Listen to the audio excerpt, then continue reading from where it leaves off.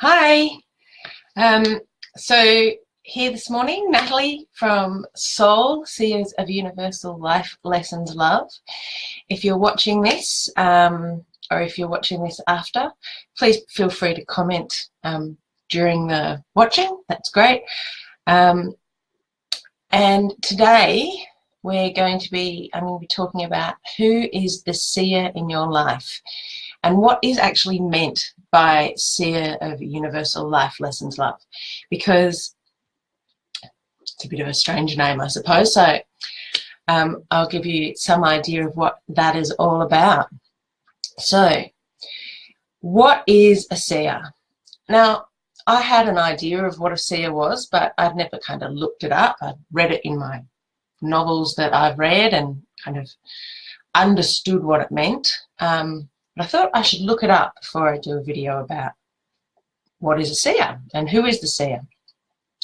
So the Merriam-Webster dictionary defines seer as one that sees, so we all see, one that predicts events or developments, a person credited with extraordinary moral and spiritual insight, and one that practices divination, especially by concentrating on glass or crystal globes. There's an ancient meaning, and that is, it aligns with a person credited with extraordinary moral and spiritual insight. And the ancient meaning is it's in alignment with the concept of oracle, mantis, and a prophet. So, what am I trying to say here? Being a seer of universal life lessons love is about recognizing your own extraordinary moral and spiritual insight. So traditional religions, as a general rule, want us to believe that we can only gain access to God or universal source through them. It's only through their intercession that we can make any connection, and it's only through following their rules that we can connect with that force and find what we want in life and get to heaven, as I spoke about last week. Now, when I say seers of universal life lessons love, I'm not talking about me being your seer or about someone else being your seer. Yes, by all means, if you want to go to a psychic or a tarot card reader or something like that, by all means do that. Sometimes we need a little help. Talk to your friends about what they think. However, you are the ultimate decision maker in your life. And being a seer of universal life lessons love is about finding ways to make decisions that really are best for you and are best for the world around you. And the best for you in this life and the best for you when you pass. So you know your experiences and you know your life. And it doesn't matter how much you explain things to somebody else. They don't necessarily know the full story.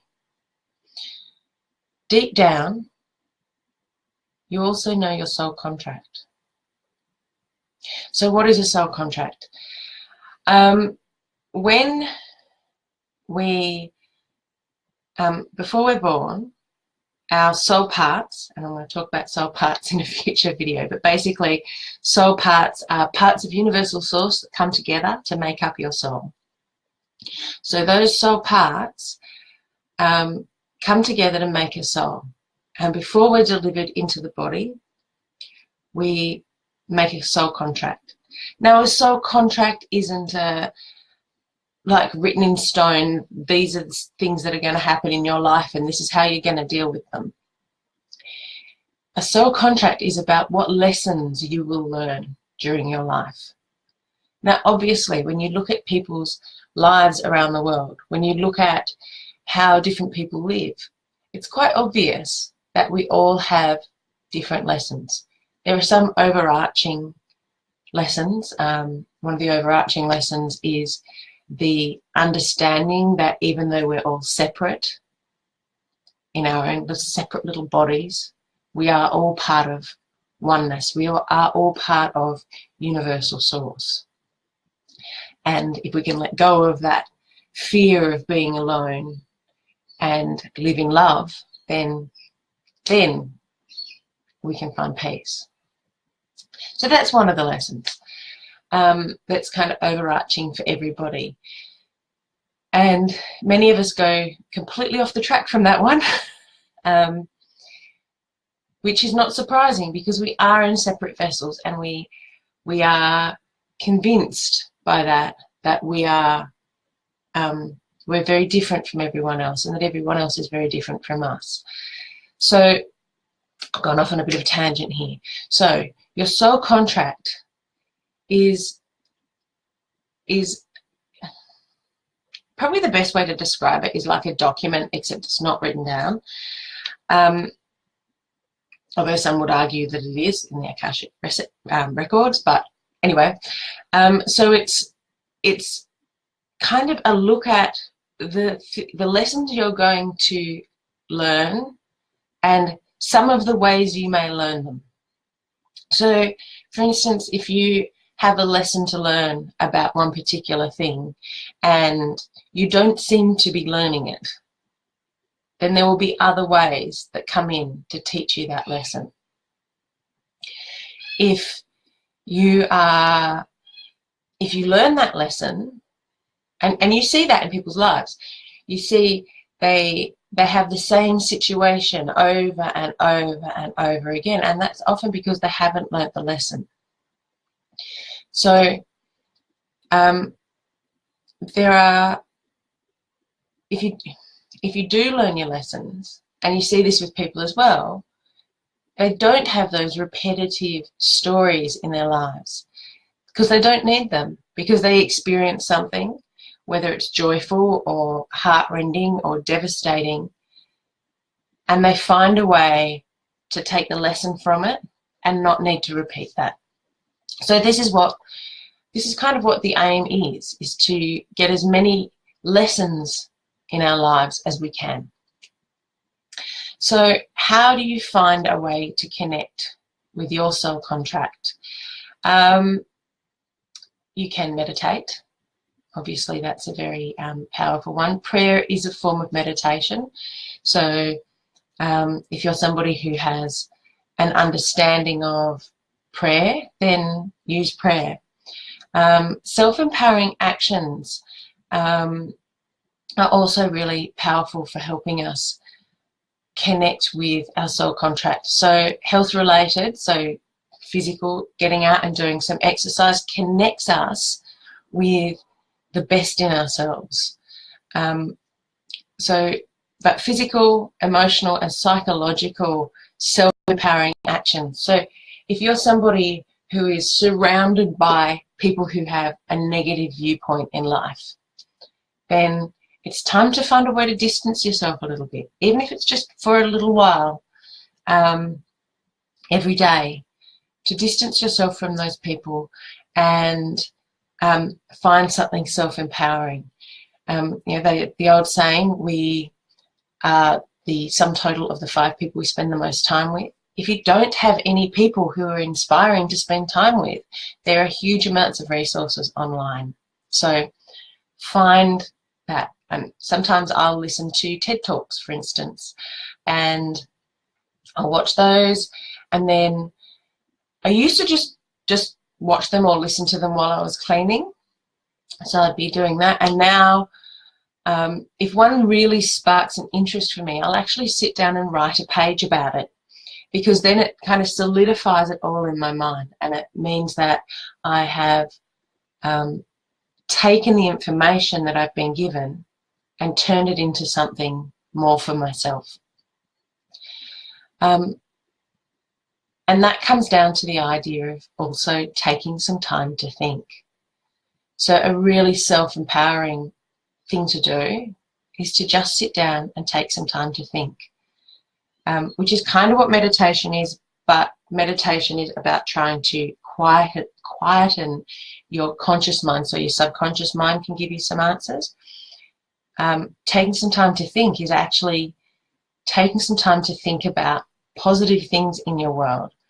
We spend so much time doing and so much time racing around, being busy, and very little time just thinking. Even eating, most of us do it on the run. We don't sit down and eat. We do it on the run. And so taking some time to think is really important. Again, if you don't feel like you've got anything to think about, listen to a TED Talk. Find something online that you can listen to or watch, and then sit and think about that. Think about some music. There's so many things you can think about. I'd say probably don't watch the news and think about that, because there's so much negativity in the news. So something like TED is about positivity and finding new ways of doing things, and that is fantastic, and that's what you want. You want something that's positive. Read something and then think about it. That's also another great way to find something to think about, and it's also a self-affirming action. I'm kind of getting to the end of it now. So the other thing is, if you're looking to do a meditation, I do have a meditation that I have created that you can find. I will put the link in the comments. It's actually called Connecting with Your Inner Seer. And so, sorry, I'm just putting the link in the comments. It's on CD Baby, so you can actually get on there. It's only $3, so please, if you can't find a meditation somewhere else, guided meditations can be really great for connecting with your inner wisdom, and that's what this one's all about. It's a lovely one. You go on a little walk on the beach, which is really nice, and then you dive into a beautiful pond, and you actually get to meet your own inner seer. So it's a really lovely one. I made it and I've listened to it and I really enjoyed it, and I got to have a really deep experience with my inner seer. So I hope that you can find a way to do the same thing for yourself. Be sure to subscribe and like the page so you can watch next Saturday as well. Next Saturday I will be talking about, just a moment and I'll tell you, about your soul journey and where your soul journey, what it is and where it takes you. So that's what we'll be talking about next week. And remember, if you've got any questions, post them. Even if you're watching this afterwards, post them so that I can see them, and then I can answer your questions for you, either by comment or by making it into a video. Okay, remember, you'll be able to see the videos on my website, www.natalieblank.com/SOULL, SOULL. And I want to remind you to be the seer in your own life. Thank you for watching. See you next week. Bye.